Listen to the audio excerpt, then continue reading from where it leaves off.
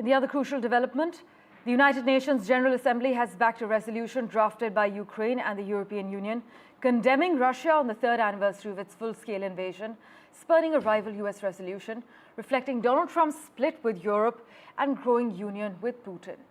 In fact, the United States, Russia, Belarus and North Korea voted against the resolution, as 93 countries voted in favor. In a win for Ukraine on the third anniversary of Russia's invasion, the United States failed to get the UN General Assembly to approve its resolution, urging an end to the war without mentioning Moscow's aggression. And the Assembly approved a dueling European-backed Ukrainian resolution demanding Russia immediately withdraw from Ukraine. So as I mentioned, 93 voted in favor. India and China abstained from voting. US and Russia voted against the resolution. Jessica Stone joins us live from Washington with a roundup of all that's been happening. Jessica, we're seeing an extraordinary shift in US policy since Donald Trump's election. Sharp divides on display between Europe and the US when it comes to resolving the war.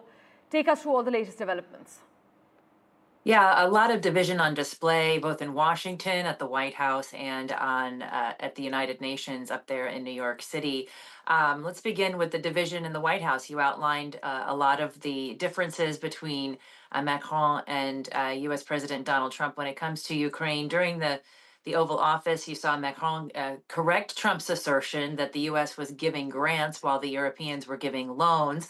Then during the press conference, which you see there, Macron warned that reaching peace must not mean surrendering Ukraine, a stark warning there, and again emphasizing that he would call Russia the aggressor here. He also added that Europe must provide more security guarantees to Ukraine, which is certainly something that the White House is looking for. Then dueling drafts at the same time at the United Nations in New York City, many dueling drafts, not just the one in front of the General Assembly, but one in front of the UN Security Council later in the day, basically outlining two different approaches to this war and to what it is and what it is not. And the Europeans, again, emphasizing that Russia is the aggressor, the US not signing on to that version of events, instead opting for a clean version of just calling for an end to the war. And when pressed to justify that, particularly in light of the second vote at the UN Security Council, the United States said, we just want a clean version. We want to make sure that the war ends, and we want to start with something clean